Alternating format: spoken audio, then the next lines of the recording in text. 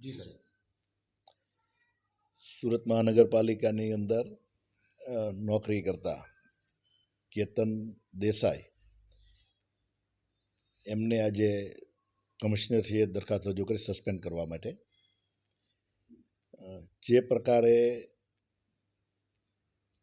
જે ટ્રીટેડ પ્લાન્ટના એસ્ટિમેટ મંજૂર કરવામાં આવ્યા હતા લગભગ 900 કરોડથી વધારેના, એ પણ નવા SOR મુજબ ત્યારબાદ 1600 કરોડથી વધારેનું ટેન્ડર તૈયાર કરવામાં આવ્યું અને એ કમિશનર મારફત સ્ટેન્ડિંગમાં રજૂ કરવા જઈ રહ્યા હતા।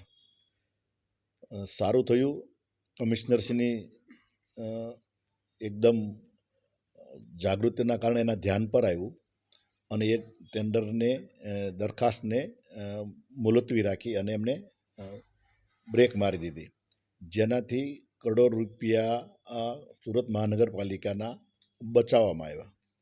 પરંતુ આજે જ્યારે એની સામે કાર્યવાહી થઈ રહી છે ત્યારે એની સાથે સાથે આ તો એડિશનલ સિટી ઇજનેરનો એની પાસે ચાર્જ હતો અને આ વ્યક્તિ વર્ષોથી આમાં નોકરી પણ કરે છે, આ જ વિભાગમાં નોકરી કરે છે, ટેન્ડરમાં ને એમાં એ માહિર છે। એટલે આમાં એણે આગળ પણ શું કાર્યવાહી કરી છે, કઈ પ્રકારની કાર્યવાહી છે એની પણ ACB દ્વારા તપાસ થવી પડે, એના આવકના સ્ત્રોત છે એની તપાસ થવી જોઈએ।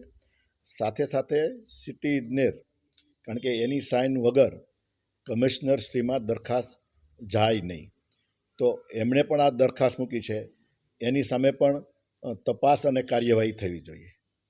અક્ષય પંડ્યાનો પણ સામ આપી રહ્યું છે, એટલે કયા પ્રકારની ભૂમિકા હોઈ શકે છે? મેં એ જ વાત કરી કે અક્ષય પંડ્યા મુખ્ય સિટી ઇજનેર છે સુરત મહાનગરપાલિકામાં, તમામ કેપિટલ પ્રોજેક્ટ એમના સહી મારફત જ કમિશનરમાં જતા હોય છે, તો એણે કઈ રીતે આ જવા દીધું, તો એની પણ તપાસ થવી પડે અને એની સામે પણ કાર્યવાહી થવી જોઈએ।